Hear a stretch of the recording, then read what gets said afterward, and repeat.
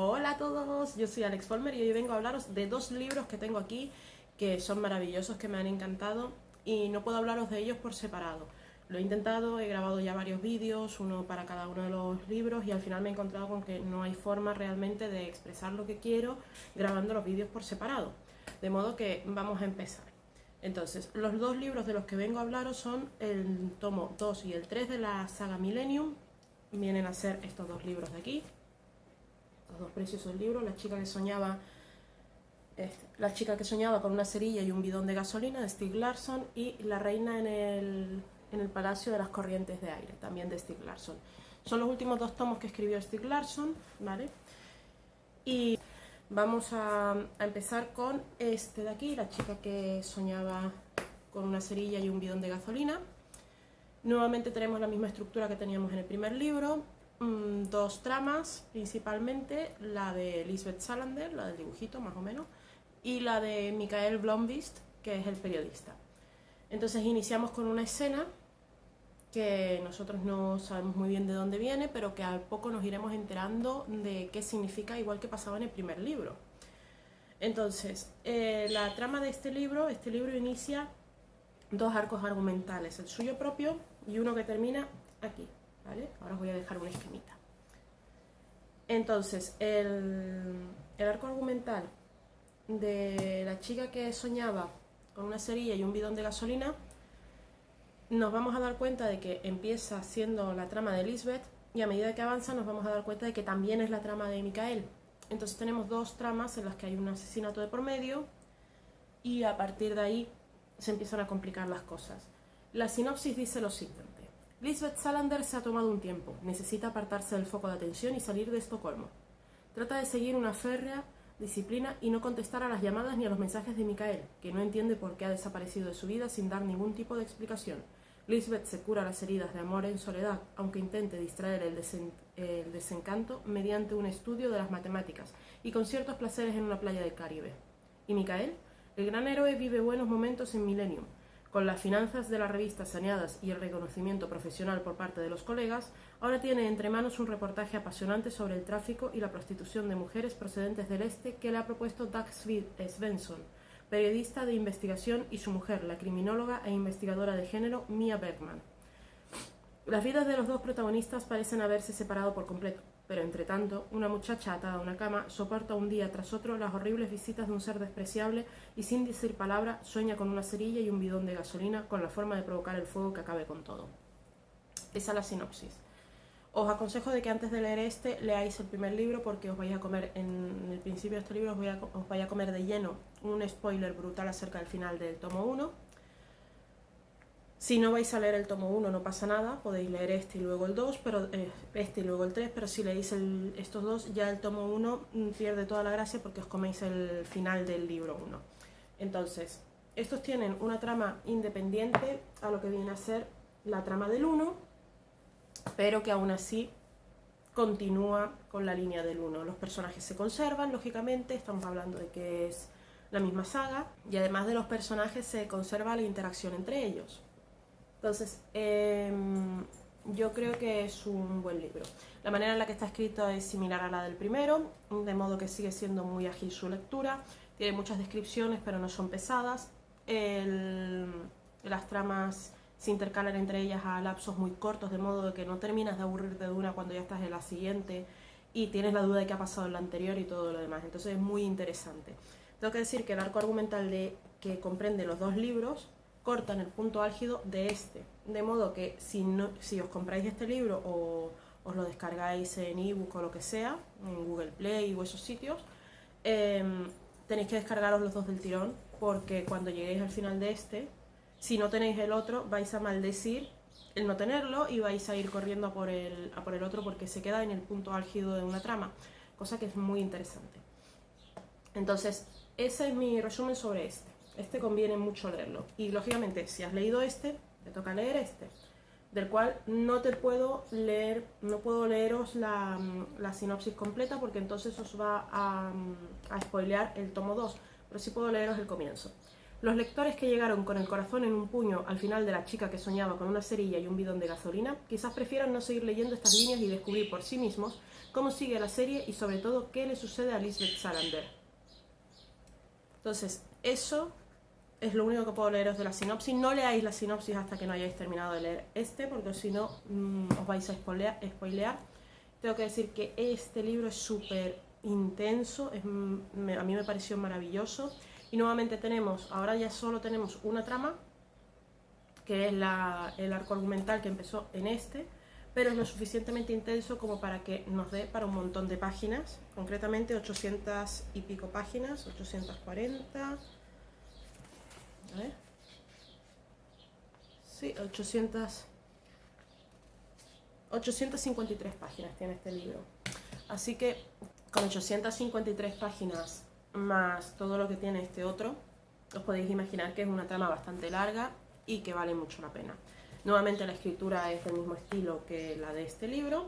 Y ahora viene el punto importante. ¿Sobre qué tratan estos dos libros? El primer libro que vimos trataba acerca de un caso que estaba realizando Mikael Blomkvist. Trataba acerca del pasado de un pueblo, por así decirlo. Y no ahondaba en el pasado de los personajes propiamente dicho.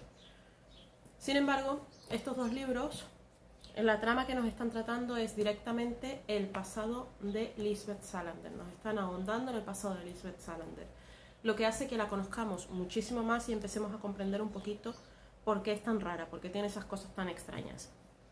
Tengo que decir de que el personaje de Lisbeth está muy bien construido. Me gusta muchísimo cómo está construido su pasado y me encantaría haber visto en algún libro también el pasado de Mikael, pero me temo que ya no va a ser posible porque son los dos últimos libros que escribió el autor antes de morir y es una verdadera pena. Tenéis que quedaros muy con los detalles de estos dos libros porque cuando lleguemos al análisis del cuarto libro, que está escrito por otro autor, vamos a ver de nuevo cosas que vienen en estos dos libros. También en el primero, pero principalmente en estos dos libros. Se repiten muchas cosas que ocurren en estos dos libros para hacer un nexo. Así que es importante que os quedéis con el contenido de este libro. Debo decir que en este libro aparece un personaje que a mí cuando lo empecé a ver me dio mucha rabia, es una mujer. Y lo que me dio mucha rabia de esa mujer es que es perfecta. Y no me gustan los personajes perfectos, nunca me han gustado los personajes perfectos porque no me puedo identificar con ellos. Entonces aparece una mujer que es perfecta, es hermosa, es escultural, además es tremendamente inteligente, además es buena. Un personaje que a mí personalmente no me gusta, pero que tengo que decir que quizás a otra gente le guste. Y a pesar de que es un personaje que a mí no sea de mis favoritos, marca mucho en la trama, marca un punto muy importante y luego lo vamos a echar en falta en otros sitios y eso es realmente una pena.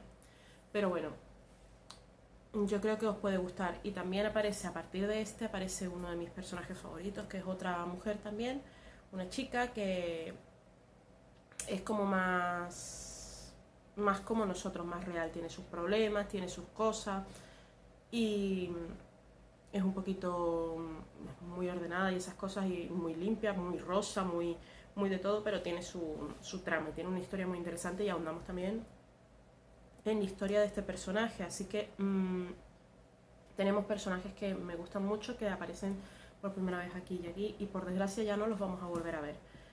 Tengo que decir que la señora perfecta no me gusta tanto. También tengo que decir que al final de este libro le empecé a coger un poquito tirria al protagonista, a Mikael Blomkvist, porque me da la sensación de que es don perfecto. Entonces, lo que a mí me transmite, teniendo en cuenta de que el escritor era periodista de investigación, la sensación que a mí me transmite es que Stieg Larsson se autoidealizó, o sea, se idealizó a sí mismo y creó un personaje como a él le habría gustado ser, sin ninguno de los defectos que él tiene, más algunos defectos que se pueden considerar positivos. Lo que crea un personaje es como... A mí, por ejemplo, Superman no me gusta porque es demasiado bueno. No tiene puntos débiles, no tiene cosas que tú puedes decir, oye, tiene una tara chiquitita, oye, esto no lo sabe hacer, o tiene este defecto, no tiene esas cosas. Pues Mikael Blomkvist, a medida que avanzan los libros, me voy dando cuenta de que se parece cada vez más a Superman. Puede con todo, es inteligente, es listo, y los defectos que tienen se marcan como defectos positivos. Entonces, cuando estamos marcando los defectos positivos como, o sea, los defectos como defectos positivos, dejan de ser defectos y pasan a ser virtudes. Y no me gusta un personaje que es todo positivo, algo tiene que tener. Entonces por eso me habría gustado muchísimo conocer el pasado de Mikael Blomkvist. Me temo que no se va a poder a menos que los nuevos escritores decidan echarle una mano. Pero bueno, ya veremos a ver qué pasa. Tengo aquí un esquema que explica cómo funcionan las tramas en los 3 libros de la saga Millennium escritos por Stieg Larsson. ¿Vale? Os lo voy a enseñar. Es muy sencillo. Este de aquí es el esquema de cómo funciona la trama de los hombres que no amaban a las mujeres. Si os fijáis, aquí abajo he apuntado, el azul corresponde a Lisbeth Salander, el rojo corresponde a la trama de Mikael Blomkvist y el gris corresponde a tramas anexas, a otras tramas.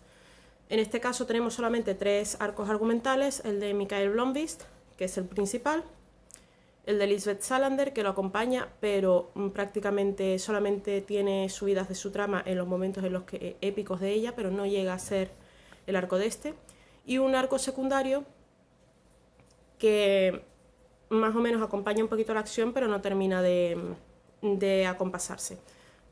En cambio, este está a más pequeña escala, ¿vale? Porque tendría que haberlo hecho en una hoja aparte. En cambio, en La chica que soñaba con una cerilla y un bidón de gasolina, empezamos con la trama de Lisbeth muy bajita, la de Mikael empieza también planita y pega un subidón, pero luego nos damos cuenta de que la trama principal pertenece a Lisbeth y que Mikael simplemente va siguiendo esa trama principal, acompañando la trama de Lisbeth. Esta es la curva de Lisbeth, propiamente dicho. Además hay varias tramas secundarias, ¿vale? En este caso, la primera trama secundaria pertenece a Lisbeth, la segunda trama secundaria pertenece a Mikael, y aquí este es el punto de la trama en la que empieza la chica, la reina en el Palacio de las Corrientes de Aire, siguiendo la trama nuevamente de Lisbeth, hasta un punto álgido, donde se estabiliza, Mikael sigue la misma trama, y luego baja, pero si os fijáis, no baja hasta este nivel, sino que baja en nivel de intensidad hasta un nivel bastante más intenso que donde terminó el segundo libro, ¿vale? Me pongo por aquí, que es que la luz no me da. Vamos por aquí. Entonces, aparte de eso tenemos esta trama secundaria, que es de unos personajes que no son ni Lisbeth ni Mikael, y esta otra trama secundaria, que esta pertenece también a otros personajes que no son los de esta. Entonces tenemos nuevamente una curva, si os fijáis es similar a la curva del primer libro, pero que incluye los 2 libros. Termina más álgida que la del primer libro, empieza un poquito más plana que la otra y tiene 2 inclemencias, o sea, 2 zonas llanas, que es los recorridos donde sabemos ya qué es lo que está pasando, aunque en realidad esto debería ser un poquito más inclinado, pero independientemente de eso, se mantiene la intensidad de la lectura. Y el libro de la reina en el Palacio de las Corrientes de Aire empieza a partir del punto en el que termina el libro anterior, La chica que soñaba con una cerilla. En consecuencia, la trama sigue aumentando a partir de ahí. Yo os recomiendo al 100% que leáis estos 2 libros juntos, sin dudarlo, porque si no os vais a quedar aquí con el come. Y que yo creo que los vais a disfrutar un montón, o creo que os van a gustar, creo que os pueden interesar y creo que están muy bien escritos. Así que a los 2 libros les doy un 10 sobre 10, os los recomiendo al 100% y eso es todo por ahora. Espero que os haya gustado este análisis de los 2 libros segundo y tercero de la saga de Millennium. Espero que los leáis, espero que los disfrutéis. Y nada, eso es todo por ahora. Hasta luego, adiós.